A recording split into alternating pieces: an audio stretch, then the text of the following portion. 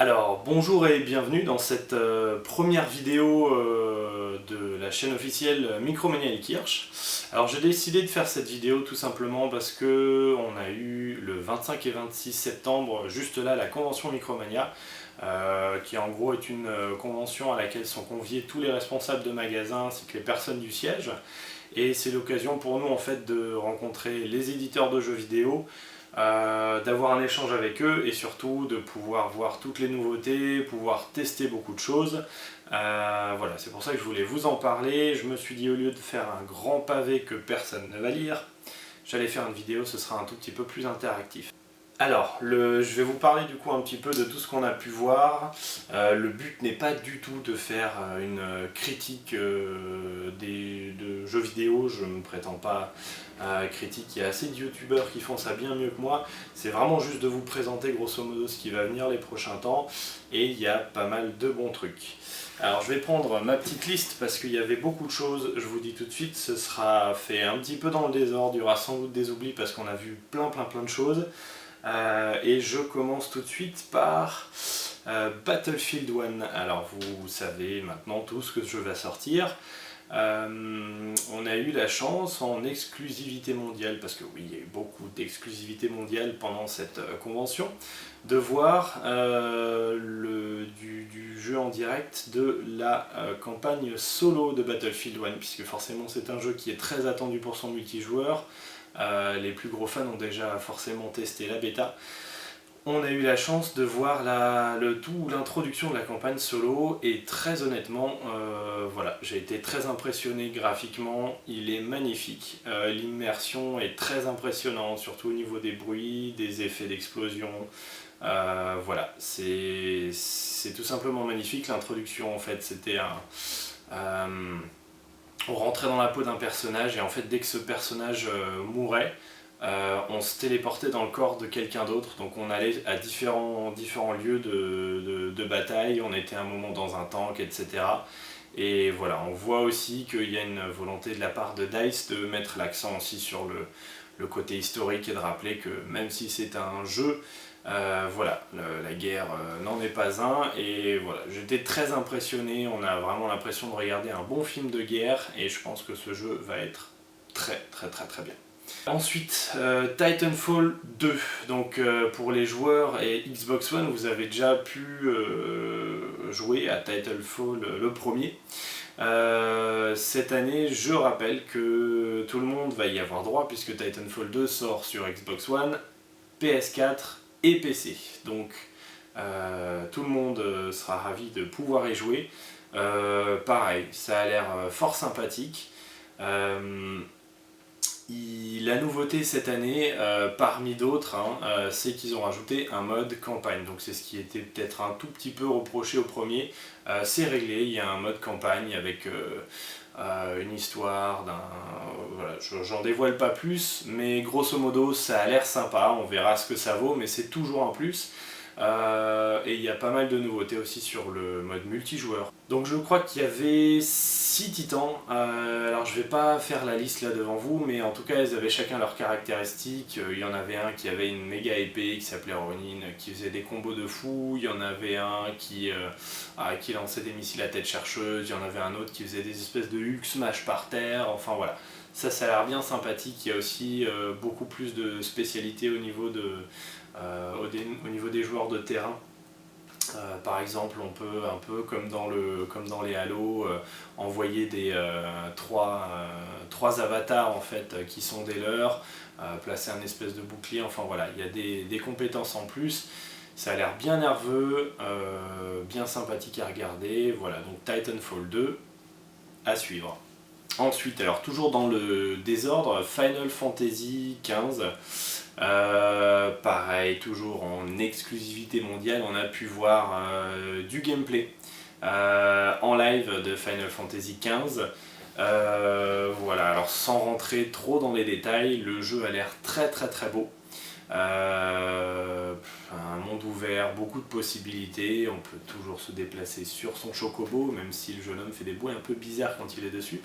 Voilà, le seul petit point à reprocher éventuellement, ça avait l'air un tout petit peu fouillis au niveau des combats. C'était un peu difficile à suivre, donc on verra quand on aura manette en main, mais en tout cas il a l'air bien beau, et je pense qu'il y a un paquet de choses à faire dans ce jeu. Voilà. Ensuite, Resident Evil 7. Certains d'entre vous ont peut-être déjà fait la démo. Personnellement, elle ne m'a pas plus emballé que ça.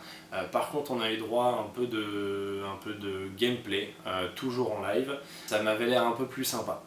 Un peu plus sympa déjà, donc dans une famille un peu bizarre, avec une vieille folle, un jeune, enfin bref, l'ambiance était assez sympathique, et je pense que le gros plus de ce jeu, c'est qu'il sera 100% jouable avec le VR, le PlayStation VR. Là, je pense que l'immersion va être vraiment très sympa. Et du coup, ça me permet d'enchaîner avec le PlayStation VR. On a pu le tester. Et je fais partie des sceptiques par rapport au VR, et je dois avouer que ça m'a pas mal convaincu. Si le prix reste peut-être un petit peu élevé, très honnêtement, l'expérience est impressionnante. Alors on avait le choix de plusieurs choses, et j'ai décidé de tester le rail shooter tiré du jeu Until Dawn.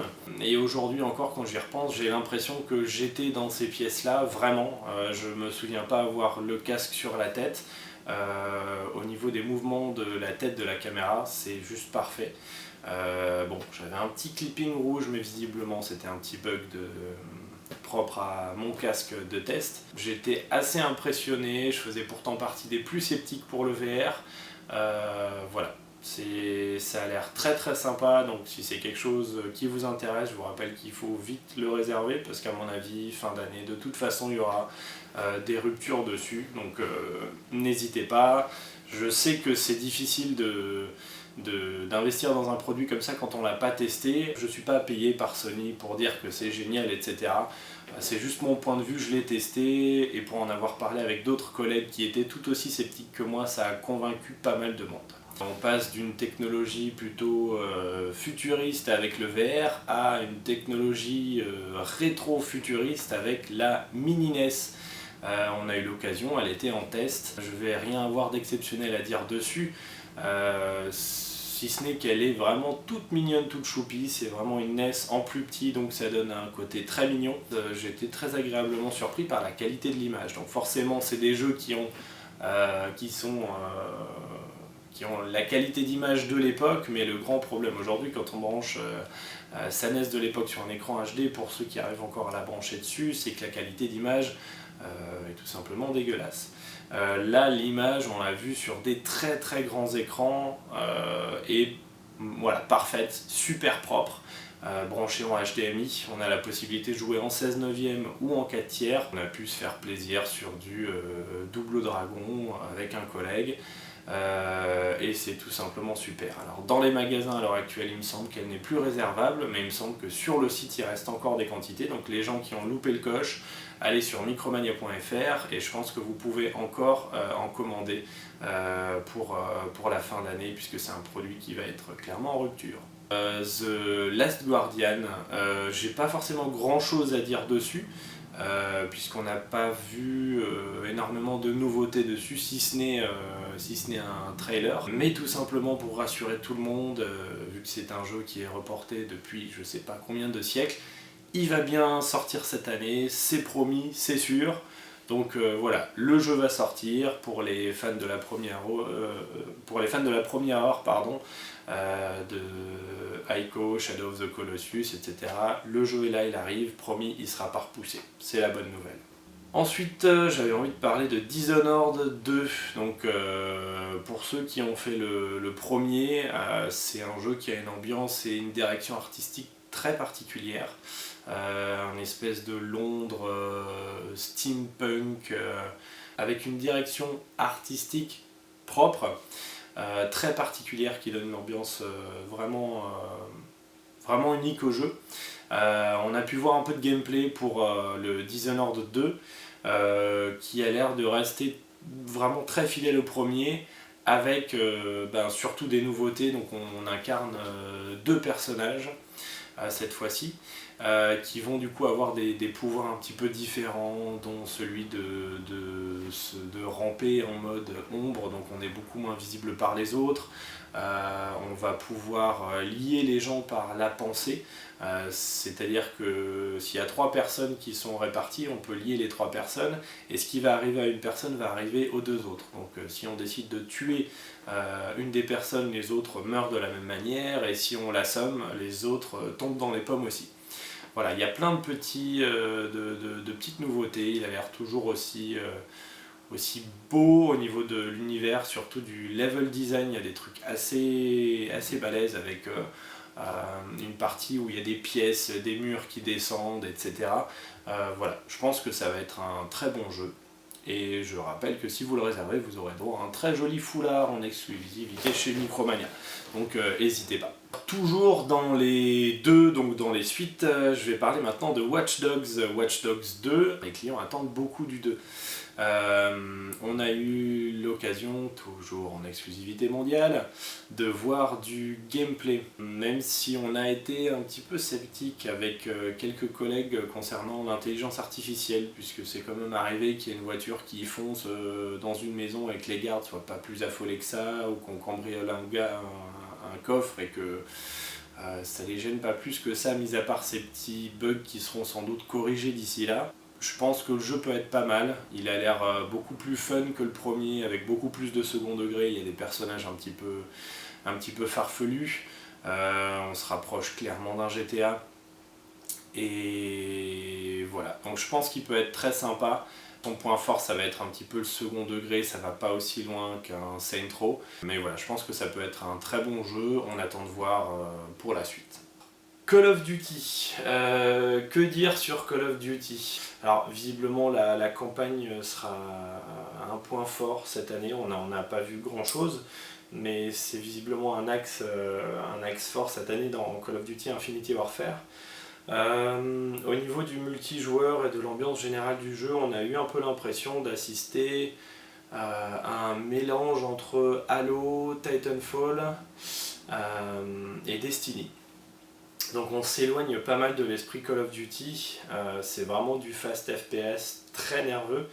Voilà, donc je pense que ça peut trouver son public quand même si on s'éloigne un petit peu de l'état d'esprit d'un Call of Duty classique. On a le mode zombie qui a l'air bien barré, puisque ça se passe dans les années 80. On a eu droit en exclusivité à un mot, une dédicace de monsieur David Hasselhoff, qui passait le bonjour à Micromania et qui sera un personnage jouable dans le jeu. Voilà, donc le mode zombie a l'air très coloré, très décalé. Quand on tirera dans les jukebox, visiblement les zombies vont se mettre à danser, on pourra tirer dans les boules disco et envoyer des rayons laser. Quand on sera mort, on sera téléporté dans une salle d'arcade, on va pouvoir jouer à plein de jeux rétro, des vrais jeux rétro, et si on fait un certain score, on peut être réintégré dans la partie. Donc voilà, ça plaît pas, en tout cas ça change. Après forcément, ce qui m'a beaucoup plus plu au niveau de la présentation, c'est la présentation du remake HD de Modern Warfare. Voilà, j'ai vraiment eu un petit pic de nostalgie. Le remake HD est plutôt convaincant, il a l'air assez joli. Voilà, donc pour rappel, très sincèrement, je pense que pour les fans de Call of Duty, chez Micromania on a l'édition Legacy, c'est le jeu Infinity Warfare, et pour 10 € de plus, vous avez le remake HD de Modern Warfare. Donc vraiment pour les fans, les nostalgiques, et même je dirais ceux qui ne l'ont jamais fait, donc n'hésitez pas à réserver l'édition Legacy. Il y a aussi la Legacy Pro avec le Season Pass pour le Infinity Warfare, pour les gros fans. Voilà. Ensuite, je passe du coq à l'âne une fois de plus, mais Skylanders. Le prochain Skylanders va vraiment faire la part belle à l'imagination. Donc on n'aura plus de figurines comme on peut les trouver dans nos rayons, mais on aura des espèces de des petits bocaux avec des gemmes dedans. Et le Skylanders, en fait, on va le fabriquer de toutes pièces dans le jeu. Donc on n'a pas vu du tout de gameplay, mais je pense que ça va rester assez similaire à mon avis. C'est surtout au niveau de la création, enfin le point fort c'est la création du personnage. Vous choisissez un type de classe, vous battez avec des épées, avec un arc, voilà, vous avez différentes classes de personnages. Et ensuite, vous allez pouvoir complètement customiser votre personnage. Donc vous choisissez la tête, les oreilles, la queue, le torse, les bras, les couleurs générales. Vous pouvez choisir la voix, vous pouvez choisir la taille, la corpulence, les espèces de gemmes qui tournent autour de vous. Voilà, ça a l'air assez complet. Je pense qu'il y a des choses évidemment à débloquer dans le jeu. Voilà, donc c'est le concept du prochain Skylanders. On a eu la grande chance de pouvoir tester vraiment manette en main le prochain Zelda, parce qu'on n'a pas énormément forcément de grosses nouveautés chez Nintendo, mais c'est, je pense, la nouveauté que tout le monde attend. Évidemment, on n'a eu le droit de prendre aucune photo, rien, c'était très confidentiel. Même si je suis pas complètement emballé par le côté graphique, etc. Mais en même temps, ça n'a jamais été le fer de lance de Nintendo. Le jeu a l'air plutôt sympa. Au niveau de la prise en main, je pense que ça va demander un petit peu de temps d'adaptation parce qu'il y a beaucoup de touches, il y a beaucoup de choses à faire. Mais je pense que ça se prend assez rapidement en main. Mais ce qui m'a vraiment frappé en fait, c'est qu'il y a vraiment énormément de choses à faire. Un peu à la manière de n'importe quel RPG qui se fait aujourd'hui. On va se balader, on va devoir aller d'un point A à un point B et entre temps il va nous arriver plein de trucs et on aura plein d'autres missions à faire. Donc entre autres on peut chasser pour avoir de la nourriture, on va tomber sur des mini zones où il va falloir tuer tous les espèces de gobelins pour pouvoir récupérer ce qu'il y a dans le coffre. On va pouvoir cuisiner, donc on se fait un petit feu de camp, on va mettre différents éléments dedans, ça va faire ou quelque chose de bien ou quelque chose d'immangeable. Il y a un cycle jour-nuit sur 24 minutes en fait, donc les 24 heures sont faites en 24 minutes, on peut les faire avancer plus vite près d'un feu de camp. On peut surfer sur son bouclier pour aller plus vite et descendre une montagne, on a l'espèce de parapente pour descendre, on a des attaques spéciales, on peut se balader tout d'un coup et tomber sur un énorme golem de pierre qui va sortir. Il y a des espèces de mini-temples à faire, on a des espèces de pouvoirs, enfin voilà, il a l'air très complet. Visiblement le point fort c'est la carte, puisqu'ils nous ont fait une petite démonstration. La carte a l'air, en tout cas pour un Zelda, assez énorme et du coup je pense qu'il va y avoir énormément d'heures de jeu. Voilà, donc que les fans de Zelda se rassurent, pour l'instant ça a l'air d'envoyer du lourd. Je suis pas un grand spécialiste du jeu vidéo de combat, mais c'est quand même une licence auquel on a quasiment tous joué. On a pu tester, j'étais assez surpris, Tekken 7. J'ai pas grand chose à dire dessus, si ce n'est que voilà, ça m'a rappelé l'époque et de bons moments passés dessus. Donc rassurez-vous, il n'arrivera pas dans 400 ans. Il est en route, tout va bien. C'est pas un jeu que vous jouerez qu'en exclusivité sur les bornes japonaises. Voilà, il y a Tekken 7 qui arrive. Horizon Down Zero, on a eu le droit à du gameplay en live. Donc pour ceux qui ne connaissent pas, je vous invite vraiment à aller voir des images de tous les trailers qui peuvent exister déjà sur le net. C'est pas forcément un coup de cœur, mais en tout cas ça m'a beaucoup plu. C'est un jeu déjà que j'attendais comme ça, et puis voir du gameplay ça m'a pas mal convaincu. Donc grosso modo c'est un monde post-apocalyptique où les hommes sont un peu réduits, déjà il n'y en a plus beaucoup, et sont un peu réduits à l'état d'hommes de Cro-Magnon.